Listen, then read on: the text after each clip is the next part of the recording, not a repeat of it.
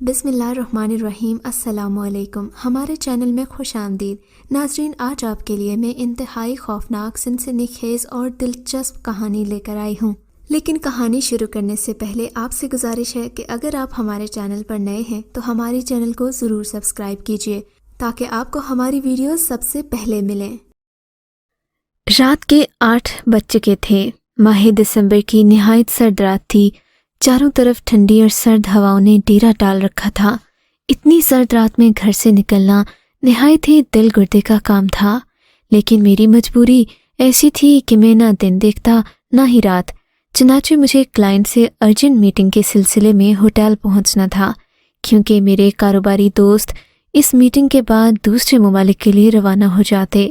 اگر آج یہ میٹنگ رہ جاتی تو اگلے 2 ماہ تک کوئی موقع نہ تھا۔ چنانچہ فون پر آتے ہی میں نے فوراً تیاری پکڑ لی تھی۔ میرے وقت اور اتنی سردی میں باہر جانے کا سن کر نتاشا نے منہ بناتے ہوئے پوچھا تھا، کیا جانا ضروری ہے؟ اس نے ٹی وی پروگرام سے نظریں ہٹائے بغیر کہا۔ فون آنے سے کچھ دیر قبل ہم دونوں ساتھ بیٹھ کر نتاشا کا من پسند ٹی وی پروگرام دیکھ رہے تھے۔ بالکل، میں نے تولیہ اٹھا کر باتھ روم میں گھستے ہوئے کہا، تمہارا یہ کاروبار تو میرا رقیب بن کر رہ گیا ہے۔ جب دیکھو بزنس، جناب کے لیے بیوی کو دینے کے لیے وقت ہی نہیں۔ وہ باتھ روم کے باہر سے ہی چلا کر بولی، چلانے کا کوئی فائدہ نہیں جانے من، تم جانتی ہو کروڑوں کی ڈیل ہے، پیرس والی پارٹی پھر نہیں آئے گی۔ میں نے نہا کر باہر نکلتے ہوئے کہا، ہاں میں سب جانتی ہوں۔ وہ منہ بنا کر دوبارہ ٹی وی دیکھنے لگی۔ میں جانتی تھی نتاشا کا ٹی وی دیکھنا تو خفگی کے اظہار کا ایک ذریعہ ہے۔ نتاشا سے رخصت ہونے کے بعد میں کار لے کر نکل پڑا۔ تھوڑی دیر کی ڈرائیونگ کے بعد ہی مجھے اندازہ ہو گیا یہ سردی سال کی شدید ترین سردی ہے۔ چنانچہ میں نے گاڑی کا ہیٹر جلا دیا۔ تھوڑی ہی دیر میں کار کا ماحول اندر سے پوری طرح گرم ہو گیا، جو کہ بہت بھلا معلوم ہو رہا تھا۔ ہوٹل حسین چونکہ شہر سے بہت دور تھا، جہاں امیر طبقہ ہی قیام پذیر تھا، چنانچہ میں نے ہوٹل تک پہنچنے کے لیے ایک ایسے راستے کا انتخاب کیا جو کہ نہایت ہی مختصر مگر کچا تھا۔ اگر میں سیدھے راستے سے جاتا تو ہوٹل تک پہنچنے میں مجھے آدھا گھنٹہ لگ جاتا، مگر اس راستے کے انتخاب سے مجھے ہوٹل تک پہنچنے میں صرف 10 منٹ لگتے۔ یہ روڈ چرچ روڈ کہلاتی تھی۔ حکومت کی طرف سے اس سڑک پر گزرنے پر پابندی عائد تھی۔ اس کی وجہ اس روڈ پر بیجا اموات کا ہونا تھا۔ پابندی سے پہلے حکومت نے کچھ عرصہ قبل سڑک کی تعمیر کا ارادہ کیا تھا۔ کچھ عرصے کے بعد کام روک دینا پڑا تھا۔ اس کے لیے دوسرے مزدور اور انجینئر بھی لائے گئے جو اب نئی قسم کی سڑک بنا رہے تھے اور پرانی سڑک کی مرمت بھی کر رہے تھے، مگر وہ بھی کچھ عرصے کے بعد بھاگ گئے۔ انہیں اس پرانے چرچ کے آس پاس آسیب گھومتا دکھائی دینے لگا تھا۔ پرانا چرچ جو کہ روڈ سے بالکل ملحق ایک سامنے گراؤنڈ میں واقع تھا جو کہ غیر آباد تھا۔ اس چرچ کی داستان بھی عجیب طریقے سے 50 سال پہلے شروع ہوتی ہے، جب یہ بھرپور طریقے سے آباد تھا۔ کرسچن آبادی اپنی مذہبی رسومات بڑی ہی عقیدت سے انجام دیتی رہی، مگر ایک روز اس علاقے میں شدید طاعون کا شدید ترین حملہ ہوا۔ بے شمار لوگ اس وبا کا شکار ہو کر مارے گئے۔ لوگوں کی بڑی آبادی خوف سے ہجرت کر گئی اور چرچ ویران ہو گیا۔ مرنے والوں میں وہ پادری بھی شامل تھا جس نے آخر دم تک اس چرچ کو چھوڑنے کی کوشش نہ کی اور بے موت مارا گیا۔ لوگوں کے مطابق پادری کا بھوت یہاں دکھائی دیتا ہے۔ اب میں بھی اسی سڑک سے گزر رہا تھا جس کے راستے میں وہ چرچ تھا۔ کرسچن آبادی اس چرچ سے کوئی 20 کلومیٹر دور تھی۔ راستہ نہایت کچا اور دشوار تھا۔ چند لمحوں میں مجھے اندازہ ہو گیا کہ یہ راستہ تو میری سوچ سے زیادہ خراب ہے۔ اس سڑک پر مزید آگے بڑھنا ہے اور گاڑی سلو رکھنا پڑے گی۔ تیز رفتاری میری قیمتی گاڑی کو برباد کر سکتی ہے۔ گاڑی سلو جھٹکے کھاتی آگے بڑھنے لگی۔ دفاتر مجھے ایک عجیب سی بے چینی محسوس ہونے لگی۔ دل بے حد گھبرانے لگا۔ ایک عجیب سا احساس مجھے ستانے لگا، جیسے کوئی کہہ رہا ہو کہ میں گاڑی روک دوں، مگر میں نے ایسا نہیں کیا اور گاڑی کی رفتار بڑھا دی۔ گاڑی تھوڑی دور گئی کہ گاڑی کو جھٹکے لگنا شروع ہو گئے اور پھر بند ہو گئی۔ رات کے اس اندھیرے میں گاڑی کا بند ہو جانا میرے لیے کسی آفت سے کم نہیں تھا۔ اوپر سے مجھے دیر بھی ہوئے جا رہی تھی۔ اگر آج وہ ڈیل نہ ہوتی تو پھر مجھے مہینوں انتظار کرنا پڑتا۔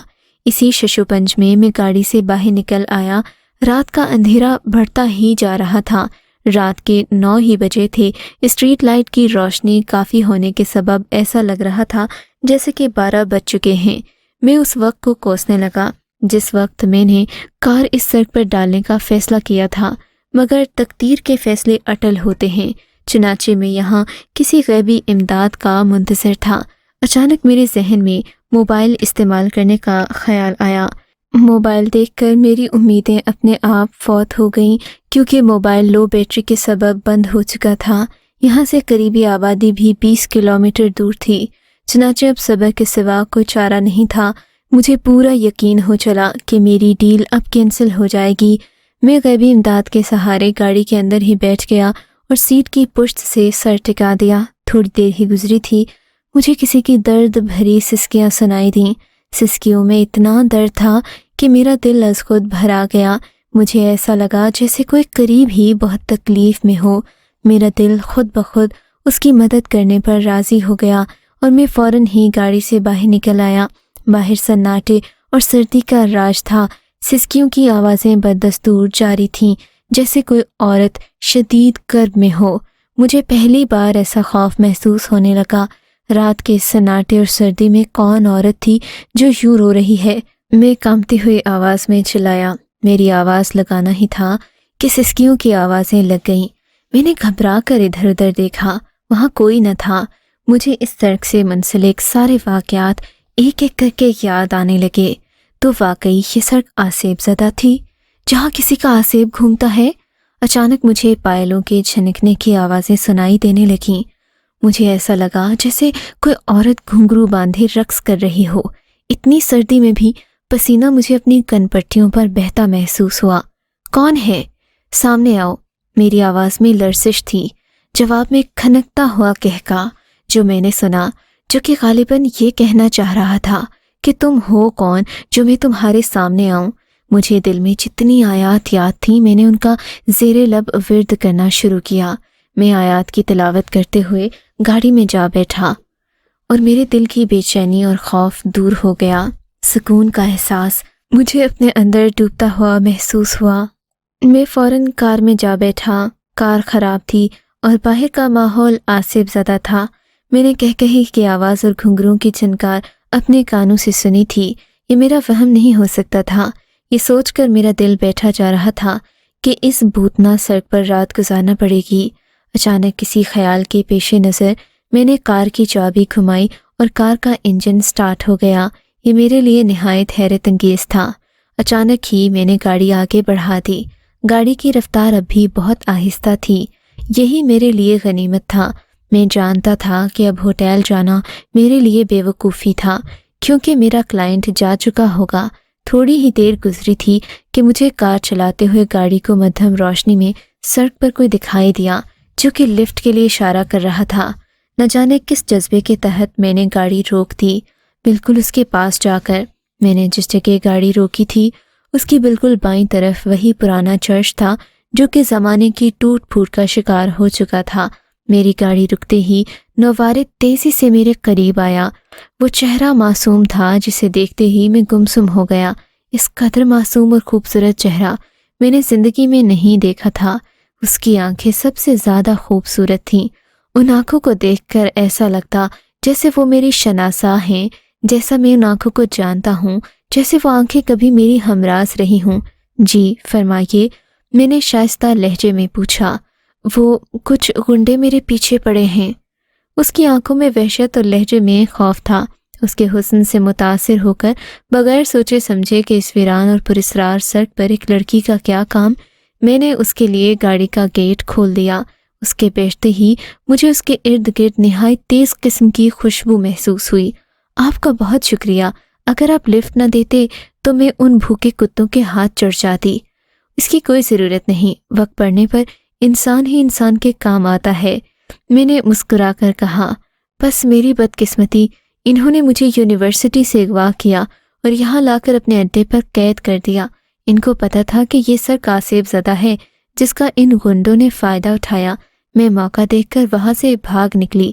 اس کی بات سن کر میں نے بغور اس کا جائزہ لیا۔ مجھے لگا کہ وہ جھوٹ بول رہی ہے۔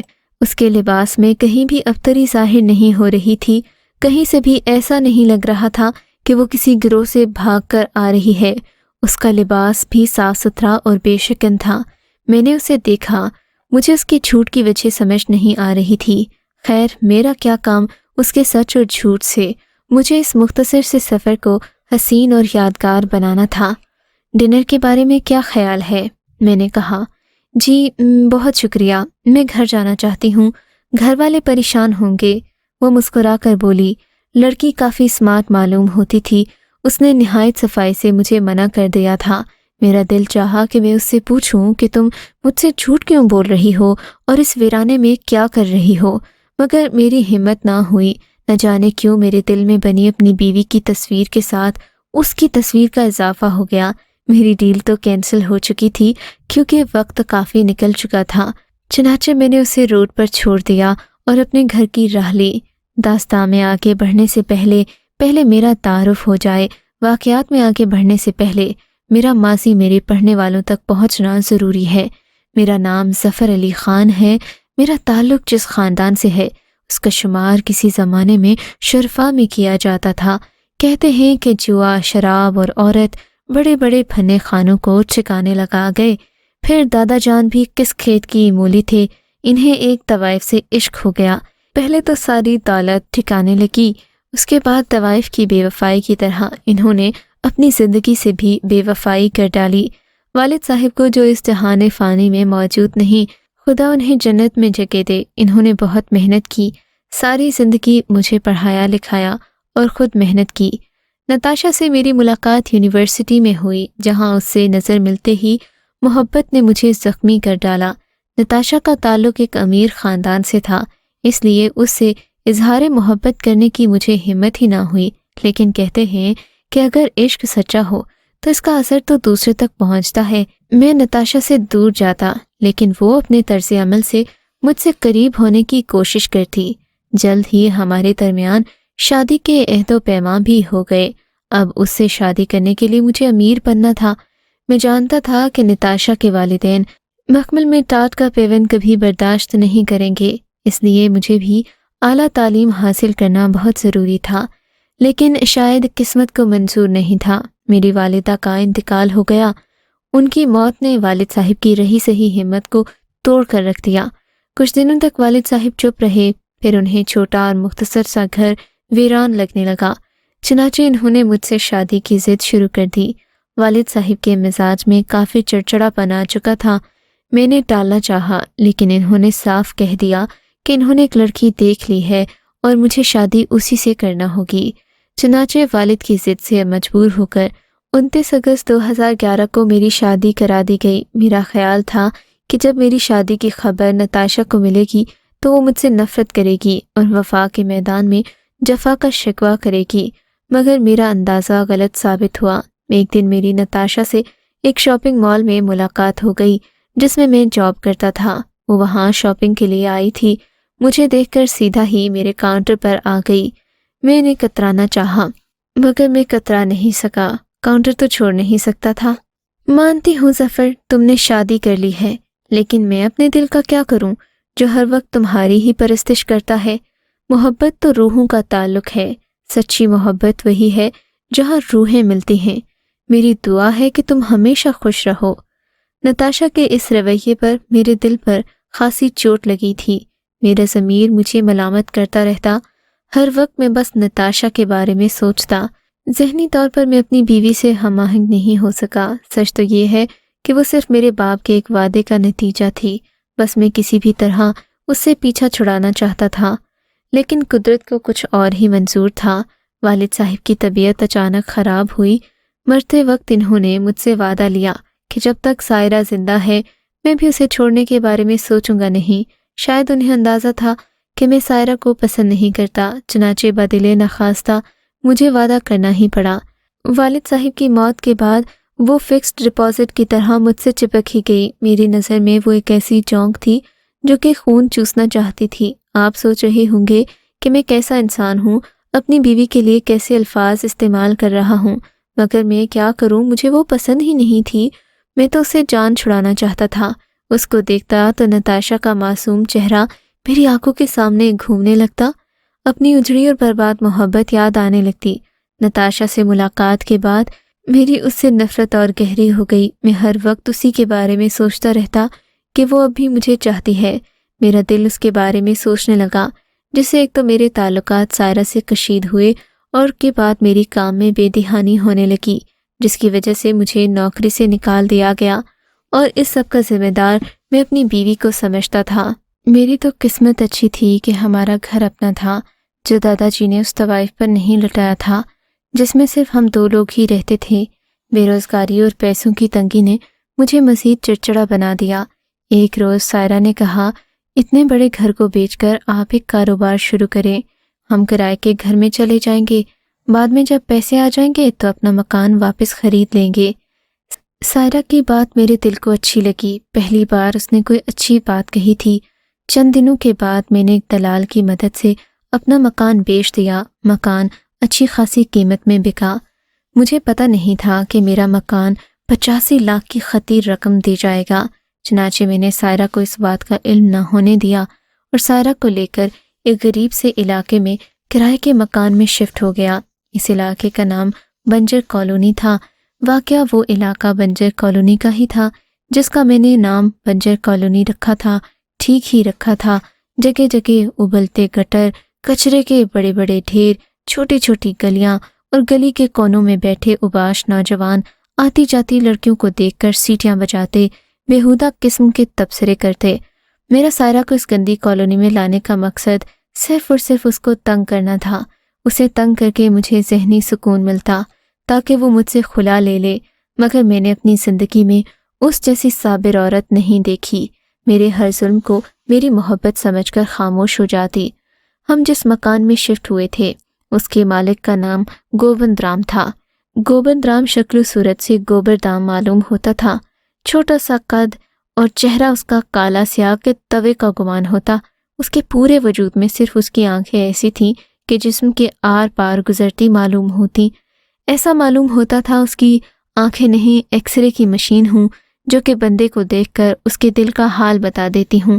الغرض ہم اس مکان میں شفٹ ہو گئے۔ وہ مکان بالکل ویسا ہی تھا جیسے کہ عام ہندوؤں کے ہوا کرتے ہیں، بس اس مکان کے صحن میں ایک پرانا کنواں تھا جس سے پانی نکالنے کا کام لیا جاتا۔ سائرہ کو میں نے اس مکان میں پہنچا دیا تھا اور خرچ کرنے کے لیے کچھ رقم بھی دی تھی تاکہ اسے پیسوں کی تنگی نہ ہو۔ چنانچہ میرے پاس اتنی بڑی رقم تھی تو دل میں مستی سوچنے لگی۔ میں نے نتاشا کو فون کیا اور اسے ہائی کلاس ریسٹورنٹ میں ڈنر پر انوائٹ کیا۔ یہ شہر کا سب سے مشہور اور مہنگا ریسٹورنٹ تھا۔ نتاشا کو میں نے کال کر کے دعوت دی تو وہ چونک پڑی، کہنے لگی، تمہاری بیوی کو معلوم ہے اس دعوت کا؟ اس کے اس طنز پر میں تلملا گیا۔ میں نے شدید غصے میں جواب دیا، میں تمہارا انتظار کروں گا نتاشا، تم کو آنا ہی ہوگا۔ میری بات سن کر وہ چند لمحے چپ رہی، اس کے بعد بولی، ظفر یہ سچ ہے کہ میں تم کو چاہتی ہوں، مگر ایک عورت ہو کر دوسری عورت کی بربادی کا سبب نہیں بننا چاہتی۔ میں کچھ نہیں جانتا، اگر تم نہیں آئی تو میرا مرا ہوا منہ دیکھو گی۔ میں نے چلاتے ہوئے کہا اور فون کاٹ دیا۔ شادی شدہ مردوں کے لیے سب سے آسان کام بیوی کو دھوکہ دینا ہے۔ میں ایسے حضرات میں سے ہوں جو ساری زندگی اپنی بیوی سے محبت نہیں کر پاتے۔ ٹیپو ریسٹورنٹ میں سب سے مہنگا اور عمرا کا پسندیدہ ریسٹورنٹ تھا۔ اس ریسٹورنٹ کی سب سے مشہور ڈش مغلئی چوزے کے نام سے مشہور تھی۔ چھوٹے چھوٹے چوزوں کو روسٹ کر کے خاص قسم کے زیتون کے تیل سے تڑکا دیا جاتا، جسے اچار اور سلاد کے ساتھ نوش کیا جاتا۔ مجھے ریسٹورنٹ میں آدھا گھنٹہ گزر چکا تھا مگر نتاشا کا کوئی اتا پتہ نہیں تھا۔ میں سارے انتظار کے ریکارڈ توڑ دیتا۔ پونے گھنٹے کے طویل انتظار کے بعد وہ آتی دکھائی دی۔ اسے دیکھ کر یونیورسٹی کی ساری یادیں تازہ ہو گئیں۔ وہ بہت ہی خوبصورت معلوم ہو رہی تھی۔ یونیورسٹی میں بھی وہ زیادہ تر گلابی رنگ پہنا کرتی تھی۔ آج بھی اس نے وہی سوٹ پہن رکھا تھا۔ وہ میرے سامنے بیٹھی۔ میں اس کی تعریفوں کے پل باندھنے لگا مگر وہ بہت سنجیدہ تھی۔ ظفر میں عورت ہوں، عورت کے دکھ کو سمجھتی ہوں۔ سائرہ کو میں اپنی بیوی نہیں سمجھتا، میں نے اسے کہا۔ اسے دیکھتا ہوں تو مجھے اپنی محبت کی قبر یاد آتی ہے۔ اس میں اس معصوم کا کیا قصور ہے؟ وہ پھیکے لہجے میں بولی، سارا قصور میرا ہے، میں نے تم سے محبت کی، میں یہاں اس لیے ہوں کہ میرے پاس بہت سارے پیسے ہیں، ہم دونوں شادی کر کے یہاں سے دور چلے جاتے ہیں۔ اور اس کا کیا ہوگا؟ اتنے خود غرض تم کب سے ہو گئے؟ اگر مجھ سے شادی کرنی ہے تو اس کے مرنے کا انتظار کرو، میں اس وقت تک تمہارا انتظار کروں گی، اس کے حق پورے کرو۔ یہ کہہ کر وہ چلی گئی۔ اس کی سرد مہری نے مجھے کھوکھلا کر دیا۔ اس دن پہلی مرتبہ میں نے شراب پی، نشہ زیادہ ہوا تو میں نے گھر کی راہ لی۔ وہ غریب گھر کے دروازے پر میری راہ تک رہی تھی۔ یہ کیا حال بنا رکھا ہے؟ شراب پی کر آتے ہیں۔ میرے کپڑوں سے اٹھتی بدبو کو محسوس کر کے وہ بولی، ہاں تم سے مطلب؟ ہر وقت کی ٹینٹیں اچھی نہیں ہوتی۔ میں نے اسے چیختے ہوئے جواب دیا اور لڑکھڑاتے ہوئے اپنے کمرے کی جانب چل دیا۔ میری آنکھوں کے سامنے نتاشا کی تصویر گھوم رہی تھی۔ تھوڑی ہی دیر گزری تھی کہ کمرے میں مجھے کوئی آتا دکھائی دیا۔ میں چونک پڑا، وہ کوئی اور نہیں نتاشا تھی۔ اس کے چہرے پر رونے کے آثار موجود تھے۔ میں نشے میں جھومتا اس سے باتیں کرنے لگا۔ دوسری صبح میری آنکھ کھلی تو سر درد شدت سے بھاری ہو رہا تھا، آنکھوں کے گرد اندھیرا سا محسوس ہو رہا تھا۔ چند ہی لمحے گزرے ہوں گے کہ میں نے دیکھا سائرہ کمرے میں داخل ہو رہی ہے۔ اس کے ہاتھ میں چائے کا کپ تھا۔ کپ لیتے ہوئے میں نے اس کے چہرے پر خفگی کے آثار دیکھے۔ چائے کا کپ دے کر وہ میرے برابر میں بیٹھ گئی۔ میں چپ چاپ چائے پیتا رہا۔ میں سمجھ رہا تھا کہ سائرہ ابھی کچھ کہے گی، شاید وہ رات کے گزشتہ واقعات کا تذکرہ کرے گی۔ جب میں اس کے سامنے نتاشا کا نام لے رہا تھا، یہ نتاشا کون ہے؟ اس کا لہجہ سرد تھا، اتنا سننا تھا کہ میرے ہاتھ کانپ گئے۔ اسے کیسے نتاشا کے بارے میں پتہ چلا؟ مجھے خاموش دیکھ کر اس کے چہرے پر پھیلا دکھ اور گہرا ہو گیا۔ میں آپ کی بیوی ہوں، آپ کی نوکرانی، آپ کی غلام نہیں۔ آپ کا رویہ شروع سے اچھا نہیں۔ میں سمجھتی تھی کہ آپ عادتاً ایسے ہیں، لیکن مجھے پتہ چل گیا آپ مجھ سے محبت نہیں کرتے۔ اس کی آنکھوں سے آنسو چھلکنے لگے۔ میں نے اسے رونے دیا۔ اٹھ کھڑا ہوا۔ وہ سمجھ رہی تھی میں اسے بہلاؤں گا، لیکن میں نے ایسی کوئی کوشش نہیں کی۔ مجھے کام سے جانا ہے۔ میرا لہجہ خشک تھا۔ آپ نے میری بات کا جواب نہیں دیا۔ کیا جواب دوں تمہاری فضول کی ٹینٹیں کا جو کبھی ختم ہی نہیں ہوتی؟ اتنا کہہ کر میں غسل خانے میں گھس گیا۔ سچ بات تھی، اس کی آنکھوں سے بہنے والے آنسو نہ جانے کیوں مجھے سکون دے رہے تھے۔ نتاشا کی بے رخی اور سائرہ کی فضول بکواس نے آگ پر تیل کا کام کیا۔ میں شراب کے اڈے میں گھس گیا۔ ٹی وی میں دیکھا تھا کہ ملک کی سب سے بڑی گھوڑوں کی ریس ہونے والی ہے۔ میں نے سوچا کوئی کام دھندا تو میں کرتا نہیں، ریس کورس پہنچ گیا۔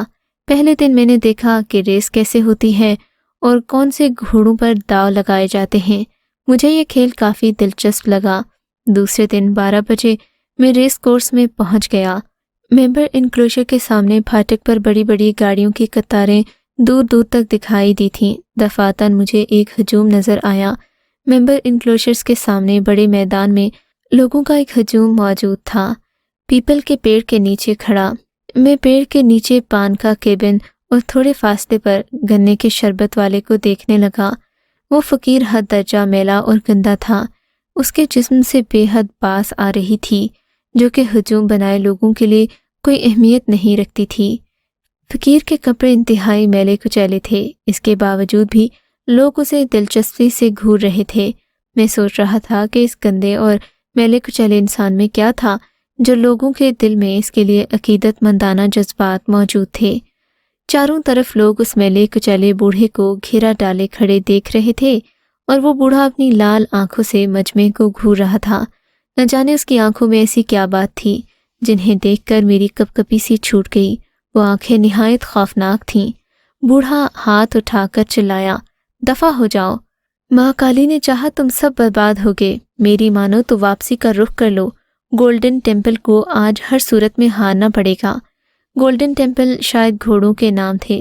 بوڑھا سر کھجاتا ہوا بولا۔ بوڑھے کی بات سن کر عوام کا جوش و خروش بڑھ گیا۔ کون ہے یہ جو بد دعائیں دے رہا ہے؟ میں نے پان والے سگریٹ لیتے ہوئے کہا۔ کوئی ہندو جوگی ہے۔ حیرت انگیز بات یہ ہے کہ جو یہ بات کہتا ہے وہ ہو جاتی ہے۔ مجھے تو کوئی جادوگر لگتا ہے۔ پان والا رازدارانہ لہجے میں بولا۔ بھائی یہ بتاؤ یہ کب سے یہاں پر ہے؟ میں نے پان والے سے سوال کیا۔ بھائی یہ 2 ہفتوں سے یہاں ہے۔ پہلے تو کسی نے اس پر دھیان نہیں دیا، لوگ اسے بھکاری سمجھتے تھے۔ انتظامیہ نے اسے یہاں سے نکالنے کی کوشش بھی کی، لیکن کامیاب نہیں ہو سکے۔ بھائی سنا ہے کہ جس آدمی نے اسے دھکے دے کر باہر نکالا، اگلے دن وہ خون تھوکتے ہوئے اسی میدان میں ایڑیاں رگڑ رگڑ کر مر گیا۔ لوگوں نے اسے ہسپتال لے جانے کی کوشش کی لیکن وہ اسے زمین سے اٹھا بھی نہ سکے۔ اتنا کہہ کر وہ پان والا خاموش ہو گیا، لیکن بوڑھے کی شخصیت میری نظر میں دلچسپ ہو گئی۔ میرے ذہن میں خیال آیا کہ یہ بوڑھا مجھے سائرہ سے نجات دلا سکتا ہے۔ اور پھر وہی ہوا جو اس بوڑھے نے کہا تھا۔ 12 نمبر والا گھوڑا ہار گیا۔ گولڈن ٹیمپل کے مالک پر غشی کے دورے پڑ رہے تھے۔ اب تو لوگ دوسری ریس کے لیے بوڑھے کی جانب دوڑ پڑے۔ میں نے بھی گولڈن ٹیمپل پر پیسے لگائے تھے، جس کے نتیجے میں مجھے کافی نقصان ہوا۔ لوگ ٹڈیوں کی طرح بوڑھے پر گھیرا ڈالے ہوئے تھے۔ بوڑھے سے وہ دوسری ریس کا حال جاننا چاہتے تھے، لیکن بوڑھا جواب دینے کی بجائے پیسوں کی فرمائش کرنے لگا تو اس کے سامنے ہزار ہزار کے نوٹوں کا ڈھیر لگ گیا۔ آج کا میدان صرف کوسو کا ہے، کالی کی کرپا سے کوسو ہی جیتے گا۔ لوگوں کے منہ حیرت سے کھل گئے کیونکہ کوسو کا ریٹ بھی کم تھا اور وہ سب سے آخری نمبر کا گھوڑا ہے۔ تو جھوٹ بولتا ہے، بوڑھے پینتھر کو کوئی نہیں ہرا سکتا۔ دفاتن میدان میں سے ایک شخص بوڑھے کی جانب دیکھ کر بولا۔ وہ 40-50 سالہ شخص تھا جس کے سارے بال سفید تھے۔ اس نے انتہائی قیمتی شلوار سوٹ زیب تن کر رکھا تھا اور اس کے بھاری ہونے کے سبب وہ انتہائی جاذب نظر معلوم ہو رہا تھا۔ بوڑھے نے اس کی طرف ایسے دیکھا جیسے کوئی بزرگ شرارتی بچے کو دیکھتا ہے۔ نادان بچہ ہے تو، بھگوان کی پرارتھنا کر لے، تیری زندگی بھی تھوڑی ہے، چپ کر۔ بوڑھے خان شہباز کوئی کمزور نہیں جو تیرے جیسوں کی دھمکیوں سے ڈر جائے۔ پھر وہی ہوا جیسا اس پراسرار بوڑھے نے کہا تھا۔ پینتھر ہار گیا۔ اس کی شکست نے خان شہباز کو بہت صدمہ دیا۔ اسے دل کا دورہ پڑا اور وہ وہیں انتقال کر گیا۔ اب بوڑھے کے عقیدت مندوں میں اضافہ ہو چکا تھا۔ تب میں نے بھی سوچا کہ وہ لازماً میری مدد کرے گا۔ میں اس کے پاس پہنچا تو وہ میرا حال پہلے سے جانتا تھا۔ آپ تو بہت مدد کرنے والے ہو بابا، میری مدد کرو، نتاشا کے بغیر نہیں رہ سکتا۔ میں نے کہا، تیرا سارا بھاگیہ میرے سامنے کھلا ہے۔ تو میرے ہاتھوں اپنی دھرم پتنی کو مروانا چاہتا ہے۔ اس سے تجھے کبھی شانتی نہیں ملے گی، نرک کے دروازے کھل جائیں گے۔ بڈھا دیدے گھماتا ہوا بولا، بابا میری مدد کرو، میں تم کو بہت دولت دوں گا۔ میں نے اس کے ہاتھ پکڑ کر گڑ گڑاتے ہوئے کہا۔ بوڑھے نے آنکھیں بند کر لیں۔ تو بہت بد نصیب ہے، پر یہی تیرے بھاگیہ کا لکھا ہے۔ تیری منوکامنا تیرے گھر میں ہی پوری ہوگی، مگر اس کے بعد تیری کھٹائیاں اور بڑھ جائیں گی۔ میں تجھے اندھیرے میں دیکھتا ہوں، جا جا گھر جا، بد نصیبی تیرا انتظار کر رہی ہے۔ بوڑھا چند ہی لمحوں میں میری نظروں سے اوجھل ہو گیا۔ اس کی بات سمجھنے سے میرا دل اور دماغ قاصر تھا۔ میں سوچ رہا تھا کہ بھلا ایسے کیسے ہو سکتا ہے کہ بوڑھے کو میرے ہر حال کے بارے میں پتہ ہو۔ بہرحال اس واقعے کے 2 دن بعد سائرہ نے مجھ سے عجیب و غریب بات کی۔ اس پر کسی چیز کے خوف کا اثر تھا۔ اس رات وہ ضرورت کے وقت صحن میں گئی تھی۔ 2 منٹ کے بعد وہ بھاگتی ہوئی کمرے میں داخل ہوئی۔ اس کے چہرے پر خوف کے تاثرات تھے۔ اس کا دل دھونکنے کی طرح چل رہا تھا۔ کیا ہے؟ باہر اولمپک کا مقابلہ چل رہا ہے جو بھاگ رہی ہو؟ وہ خوفزدہ انداز میں قدم بڑھاتی میرے قریب آ گئی۔ کیا ہوا ہے باہر؟ پتہ نہیں، وہ ہکلاتے ہوئے بولی۔ اس کی آنکھوں میں خوف تھا۔ وہ آوازیں، اس کا لہجہ خوفناک تھا۔ کیسی آوازیں؟ ایسا لگ رہا ہے کہ گہرے کنویں سے کوئی بول رہا ہے، کسی نے حلق میں سیٹی ڈال رکھی ہو۔ عجیب غیر انسانی آواز تھی۔ خدا کے لیے سائرہ، کون آئے گا یہاں؟ چپ چاپ سو جاؤ، کوئی نہیں ہے۔ میں نے تش روی سے جواب دیتے ہوئے اس کی بات کو ٹال دیا۔ سہمے انداز میں وہ دروازے کی طرف دیکھ رہی تھی۔ مجبور ہو کر خود ہی سونے کے لیے چلی گئی۔ اس حادثے کو 8 یا 10 روز گزرے ہوں گے۔ ایک رات وہ چیخ مار کر اٹھی۔ کیا بات ہے؟ کوئی برا خواب دیکھا ہے کیا؟ خواب؟ اس نے مجھے گھور کر دیکھا، پھر پلکیں جھپکاتے ہوئے بولی، مجھ سے غلطی ہو گئی جو میں تنہا اٹھ کر باہر چلی گئی تھی۔ میں کافی دیر سے جاگ رہا ہوں، تم ایک دفعہ بھی باہر نہیں گئی۔ میں نے کہا، ہیں؟ اب منہ کھلنے کی باری اس کی تھی۔ اس کے چہرے پر بے یقینی تھی۔ کیا میں صحن میں نہیں گئی؟ نہیں تو، میں نے تنک کر کہا۔ مگر آپ کو یقین نہیں آیا؟ اگر مگر کچھ نہیں، ایک آواز نہیں سنوں گا تمہاری۔ میرے تلخ رویے سے مجبور ہو کر وہ جا کر سو گئی۔ تھوڑی دیر ہی ہوئی تھی کہ مجھے نیند آ گئی۔ پھر نیند میں نے ایک تیز چیخ کی آواز سنی۔ میرے ذہن میں پہلا خیال یہی آیا کہ وہ پھر ڈر گئی ہے، لیکن وہ بے خبر سو رہی تھی۔ میں نے چیخ کسی اور عورت کی سنی تھی۔ میں بستر سے اٹھا، وہ چیخ میرے کانوں سے ٹکرائی۔ اس کی آواز باہر سے آ رہی تھی۔ آواز اسی پرانے کنویں سے آ رہی تھی جو اب سسکیوں میں بدل گئی تھی۔ میں کنویں کے پاس گیا۔ میں نے غور سے سنا تو وہ آواز کچھ کہہ رہی تھی، مکتی دو دھن لو، مکتی دو دھن لو۔ میری سمجھ میں کچھ نہ آیا کہ وہ آواز کیا کہنا چاہ رہی تھی۔ دو تین دن اسی طرح گزر گئے، اور کبھی وہ مکتی مجھ سے مانگتی، کبھی سائرہ سے۔ سائرہ نے اس مکان کو آصف زدہ کہہ کر اسے چھوڑنے کی رٹ لگا لی، چنانچہ مجھے مجبوراً مالک مکان گوبند رام سے ملنا پڑا۔ گوبند رام نے مجھے بتایا کہ یہ آواز بلی دان مانگ رہی ہے۔ چند سال پہلے اس مکان میں ایک جادوگر رہنے آیا تھا۔ میرا اس سے بڑا یارانہ تھا۔ وہ کہتا تھا کہ تیرے اس مکان میں لونا چماری کی آتما ہے جو مکت ہونا چاہتی ہے۔ وہ سانس لینے کے لیے رکا۔ اس تانترک کا کہنا تھا کہ میں اس آتما کو مکت کروں گا، مگر اس سے پہلے کہ وہ کچھ کر پاتا اسے پولیس پکڑ کر لے گئی۔ اس نے کسی مسلمان کی بچی کو اغوا کیا تھا، اغوا کر کے لے جا رہا تھا کہ پولیس نے شک کی بنیاد پر بوری چیک کی تو بچی بے ہوش حالت میں نکلی۔ غالباً وہ تانترک اس بچی کو اس کنویں میں ڈال کر اسے مکت کرنا چاہتا ہوگا۔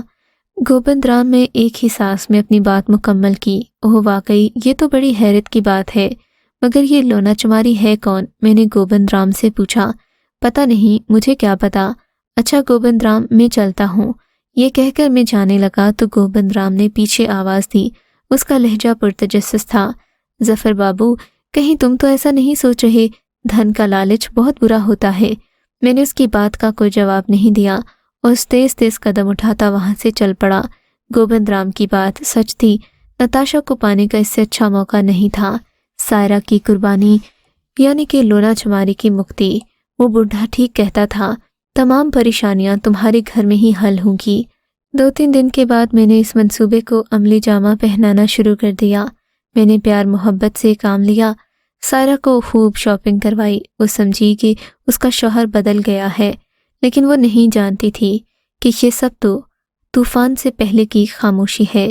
دوسرے دن رات کو سائرہ کو لے کر میں صحن میں بیٹھ گیا۔ ہمارا رخ کنویں کی طرف تھا۔ میں نے مکان چھوڑنے کا سوچا۔ وہ کرسی کے پائے پر ہاتھ رکھ کر بولی، مکان بھی لیں گے؟ اس میں جلدی ہے۔ میں نے مسکرا کر کہا، نہیں، میں اس آصف زدہ مکان میں اب اور نہیں رہ سکتی۔ میری جان، اب تمہیں اس مکان میں رہنے کی ضرورت بھی نہیں۔ میرا لہجہ ڈرامائی تھا، اس کا لہجہ پرمسرت تھا۔ میں سچ کہہ رہا ہوں۔ یہ کہہ کر میں نے اس کا ہاتھ پکڑا اور کھنچتے ہوئے اسے لے کر کنویں کے پاس جا کر کھڑا ہو گیا۔ یہ کیا کر رہے ہو؟ میں نے اس کی بات کا جواب نہیں دیا۔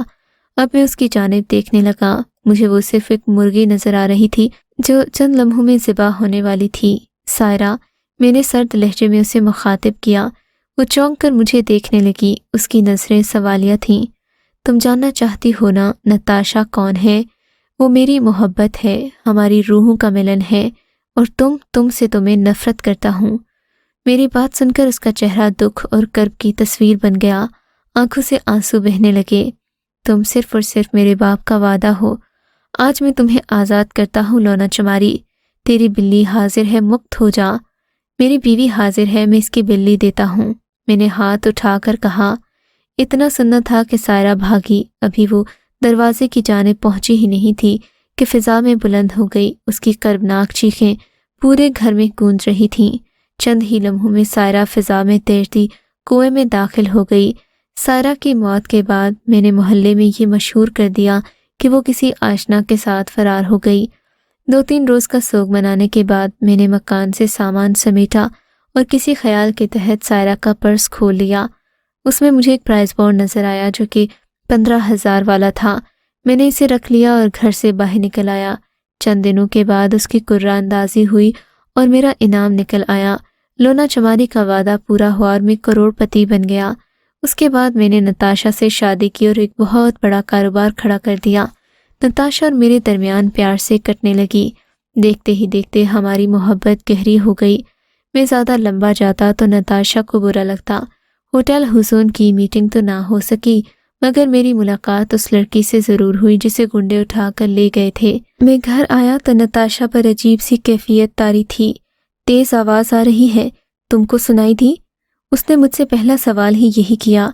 जैसे रेल का इंजन चलते वक्त होता है ना। उसने अपनी कनपट्टियां दोनों हाथों से थाम लीं। मैंने घबरा कर उसे देखा, खौफजदा नजरों से इधर उधर देखने लगी। अचानक उसने छत की तरफ देखा। दूसरे ही पल छत में शगाफ हुआ। चीखें पूरे कमरे में गूंजने लगीं। छत पर खून है। कहाँ है खून? मैंने छत पर देखा तो वहां कुछ न था, लेकिन नताशा ने जवाब न दिया और वो बेहोश हो चुकी थी। मैं उसे डॉक्टर के पास ले गया। डॉक्टर ने बताया कि नताशा को कोई नफ्सियाती बीमारी है। मेरी समझ में ये बात नहीं आ रही थी। अगले दिन मुझे ऑफिस जाना था। हमारी एक मीटिंग थी। उस मीटिंग के तहत हमें बहुत सारे लोगों से मिलना था। तभी हॉल में बहुत सारे लोगों के बीच मेरी नज़र एक खातून पर पड़ी जिसने हल्का सा मेकअप कर रखा था और उसकी खूबसूरती सब पर भारी थी। इस दावत में हमारी थोड़ी बहुत बातचीत हुई। मीटिंग के दौरान मुझे नताशा का फ़ोन आया। कहने लगी कि मुझे घर में डर लग रहा है, तुम जल्दी घर आओ। मेरे कानों में अजीब अजीब आवाज़ें आ रही हैं, नताशा ने कहा और फ़ोन डीसी कर दिया। मैं उसे पुकारता ही रह गया। फ़ोन जेब में रखते वक्त मैंने देखा उस लड़की के होंठों पर अजीब सी पुरस्रार मुस्कुराहट थी जिसे मैं कोई नाम नहीं दे सका। मैं घर पहुंचा तो कमरे का नज़ारा अजीब ही था। नताशा दोनों हाथों से अपने कान दबाए हुए थी। मैं उसके नज़दीक जाकर बैठ गया। मेरी आवाज़ सुनकर नताशा चौंक पड़ी। उसकी आंखें खून कबूतर हो रही थीं। उनमें बेकानगी मौजूद थी। कौन है? कौन है तू? वो गुर्राई। क्या? मैं हैरत में पड़ गया। नताशा ने एक भरपूर हाथ मेरे चेहरे पर जड़ दिया। मुझे अंदाज़ा नहीं था कि उसमें इतनी ताकत है। दूसरे लम्हे उसने मुझे गिरेबान से पकड़कर उठा दिया। उसकी आंखों में वहशत और दीवानगी थी। वो मुझे गालियां देने लगी। उसने मेरी एक न सुनी और 5 मिनट में मुझे किसी कपड़े की तरह धोकर रख दिया। उसे काबू करने के लिए मुझे नौकरों को बुलाना पड़ा। नौकरों के लिए भी वो कोई खबीस रूह साबित हुई। मैं खुद भी हैरान था कि एक धान पान सी लड़की उनके काबू में नहीं आ रही। नौकरों को भी उसने बुरी तरह मारा काटा। जब वो किसी तरह काबू में न आई तो माफिया का इंजेक्शन देकर उसे बेहोश करना पड़ा। डॉक्टर्स के मुताबिक वो मेंटल डिसऑर्डर का शिकार थी जिसमें मरीज को आवाज़ें सुनाई देती हैं, फिर वो अपनी याददाश्त भूल जाते हैं। 2-3 घंटे बाद नताशा को होश आया। मेरे चेहरे को खराशों और जख्मी देखकर उसने हैरत का इजहार किया। कहने लगी, ये सब कैसे हुआ? मैंने कहा कि सब तुम्हारी मेहरबानी है, मुझे यकीन नहीं आता। उसने कहा, नौकरों से पूछ लो। मैंने कहा। मेरी बात सुनकर मैंने देखा उसके चेहरे पर लर्जा तारी हो गया। आंखों से बेअंदाजा खौफ जाहिर हुआ। मैंने देखा वो डर रही है। कल तक तो अच्छी भली थी। मैं सोचने लगा मेरी बीवी को न जाने क्या हो गया है। थोड़ी ही देर के बाद मैं कमरे से बाहर निकला, मगर जैसे ही बाहर आया पैर दर पे चीखों की आवाज़ से मैं बौखला गया। फिर जब मैं कमरे में दाखिल हुआ तो देखा कि अस्पताल के बेड पर लेटे लेटे वो फिजा में बुलंद हो चुकी थी। उसके हाथ पैर यूं हिल रहे थे जैसे वो एक अनदेखी कुव्वत से खुद को बचा रही हो, मगर अगले ही लम्हे वो मेरे सामने बैठी मैगजीन पढ़ रही थी। ये मंजर देखकर मैं हैरान रह गया कि नताशा अभी तो फिजा में बुलंद थी और अभी इसके हाथ में मैगजीन है। मैं दोबारा कमरे से बाहर निकला। मेरी नज़र अस्पताल के काउंटर पर पड़ी जहाँ वही लड़की सोफिया खड़ी थी। सोफिया को देखकर मुझे लगा वक्त की रफ्तार थम गई हो, सादगी में भी हुस्न की खूबसूरती। ऐसा नज़ारा मैंने कभी देखा नहीं था। वो बहुत खूबसूरत लग रही थी। मैं उसकी जानिब बस खुद खिंचा चला आया। मैं ये भूल गया कि अभी थोड़ी देर पहले मैंने एक खौफनाक मंजर देखा था। मैं ये भूल गया कि नताशा के लिए मुझे जूस का डब्बा लेना है। मैंने उसे मुस्कुराकर मुखातिब किया तो उसके चेहरे पर पुरस्रार मुस्कुराहट दौड़ गई। आप और यहाँ मेरा पीछा तो नहीं कर रहे? उसने हैरत का मुजाहिरा करते हुए कहा। नहीं, यहाँ मेरी बीवी एडमिट है। अच्छा ठीक है, कैफेटेरिया में चलें, मैंने कहा। जब तक मैं उसके साथ कैफेटेरिया में रहा मैं नताशा को मुकम्मल भूल ही गया। मुझे लगा कि सोफिया के साथ गुजरा एक लम्हा मेरी ज़िंदगी का हासिल है। जब वो जाने लगी तो मैंने उससे पूछा, फिर कब मुलाकात होगी? क्यों, आज की मुलाकात काफ़ी नहीं क्या? सोफिया ने कहा। नहीं, ऐसी कोई बात नहीं, आपके साथ वक्त गुजारने को दिल चाहता है। मेरी बात सुनकर वो हंस पड़ी। वो वाकई बहुत हसीन थी। वो तेज़ी से कदम उठाती कैफेटेरिया से बाहर निकल गई। सोफिया ने इनकार किया था ना इकरार। मुझे उम्मीद थी सोफिया मान जाएगी। मेरा इरादा नताशा को धोखा देना न था। ویسے بھی مجھے 1 سے زائد نکاح کی اجازت تھی۔ چونکہ صوفیہ نے مجھے اپنا موبائل نمبر دیا تھا، اس کی بات کے 1-2 روز بعد میں نے صوفیہ کا نمبر ڈائل کرنا شروع کیا۔ اس دوران نتاشا بھی گھر آ گئی۔ میں آفس سے چھٹی پر تھا۔ اس روز آدھی سے زیادہ رات گزر چکی تھی جب صوفیہ نے مجھے کال کر کے بتایا کہ میں آپ سے ملنا چاہتی ہوں۔ میں تو اس کی یہ بات سن کر حیران بھی ہوا اور خوش بھی، مگر اس نے ایک عجیب بات کر دی۔ کہنے لگی کہ مجھ سے شادی کرنا چاہتے ہو تو نتاشا کو طلاق دے دو یا اسے کسی بھی طرح مجھ سے دور کرو۔ میں نمبر 1 تھی اور ہوں۔ اس کا لہجہ سخت تھا۔ کیا مطلب؟ فون کٹ چکا تھا۔ میں واپس پلٹا تو یہ دیکھ کر چونک گیا کہ نتاشا میرے پیچھے کھڑی تھی۔ اس کے چہرے پر غصے کے آثار تھے۔ میں سمجھ گیا کہ اسے پتہ چل گیا ہے، مگر سارا کو تو بہت کچھ اور بھی پتہ چل چکا تھا۔ مجھے نہیں سمجھ آتا کہ تم نے اپنی شان و شوکت کی یہ عمارت کس گناہ کے خون پر رکھی ہے۔ اس کا لہجہ سخت تھا۔ میری بات کو نظر انداز کرتے ہوئے وہ بولی، تم نے اپنی بیوی سائرہ کو مار دیا کسی شیطانی قوت کو سکون دینے کے لیے۔ سائرہ کی لاش اب بھی اس کنویں میں موجود ہے۔ یہ جھوٹ ہے، بہتان ہے۔ میں چلایا، حیران بھی تھا کہ نتاشا کو سچ کا کیسے پتہ چلا۔ میں نے پولیس کو فون کر دیا ہے۔ اگر تم سچے ہو تو تمہیں کوئی ڈر نہیں ہونا چاہیے۔ اچانک میرے کانوں میں انجن جیسی تیز آواز گونجی، یہ تم کو پھنسا دے گی ظفر، اسے مار دو۔ آواز سنائی تھی، ظفر اسے مار دو۔ میں نے دونوں ہاتھوں سے اپنا سر تھام لیا۔ نہ جانے میں کس قوت کے زیر اثر تھا۔ میرے ہاتھوں کی گرفت بہت مضبوط تھی۔ میں نے اسے گلے سے پکڑ لیا۔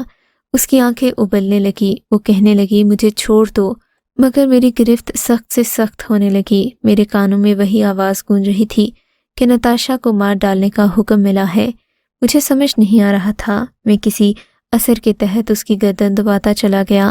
میرے کانوں میں گونجنے والی آواز بند ہوئی تو نتاشا مر چکی تھی۔ اس کی لاش دیکھ کر میں گھبرا گیا۔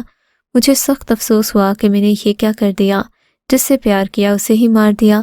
اچانک مجھے لگا کہ دروازے پر کوئی ہے۔ کون ہے؟ کیا پولیس؟ نتاشا نے پولیس کو فون کیا تھا۔